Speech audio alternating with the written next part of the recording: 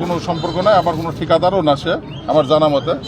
সে কি করে আমি তো তার পরিচয় বলতে পারবো না। কি করছে, কি ঘটনা ঘটেছে আপনার সাথে? হ্যাঁ, আমার রুমের ভেতর কিছু আমাকে দড়ি দিয়ে বাঁধতে চাইছে, তারপর আমার স্টাফ ছিল তারা তাকে আটকাইছে, বিভিন্নভাবে নানানবার এসে আমাকে অ্যাসাল করার জন্য করছে, চেষ্টা করছে।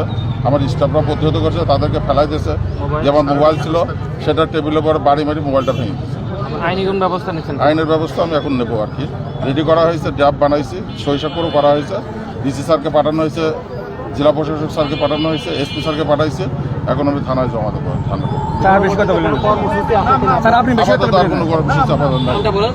আমার নাম মোহাম্মদ জহির মেহেদী হাসান, উপজেলা প্রকৌশলী, মিরপুর, কুষ্টিয়া।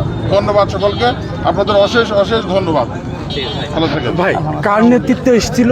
চঞ্চল চঞ্চল, আতাউল হক চঞ্চল। আতাউল হক চঞ্চল। কতজন এসেছিল? কতজন এসেছিল? ধরেন 9-10 জন হবে। আচ্ছা, 9-10 জন।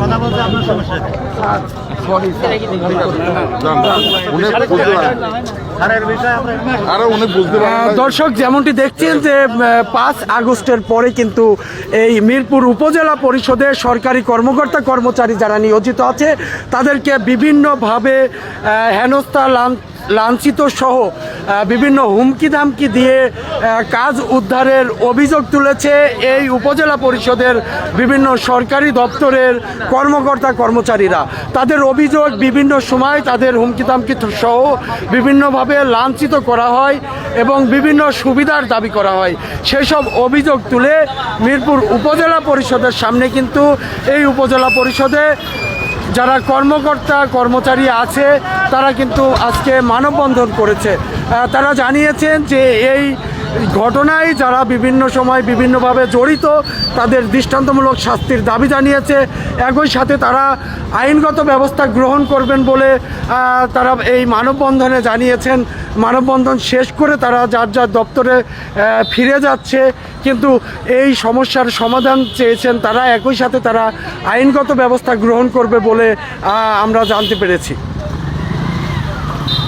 ঠিক বিষয়টি নিশ্চিত করে যে মিরপুর উপজেলার যে উপজেলা নির্বাহী কর্মকর্তা আছে বিবি করিমুন্নেছা, তিনিও কিন্তু একই অভিযোগ জানিয়েছে যে 5 আগস্টের পর প্রতিনিয়ত কিন্তু বিভিন্ন দপ্তরে বিভিন্নভাবে এসে বিভিন্ন হুমকি দামকি দেওয়া হয় এবং লাঞ্ছিত করা হয়। তারা প্রশ্নের জবাবে জানিয়েছেন সাংবাদিকদের যে বিভিন্ন সুযোগ সুবিধা হাসিলের জন্য তারা আসে এবং তাদের কথা না শুনলে তারা বিভিন্নভাবে হুমকি ধামকি দেয় বলেও কিন্তু তারা জানিয়েছেন। এই প্রতিবাদে কিন্তু তারা উপজেলা পরিষদের সামনে একটি মানববন্ধন করেছেন।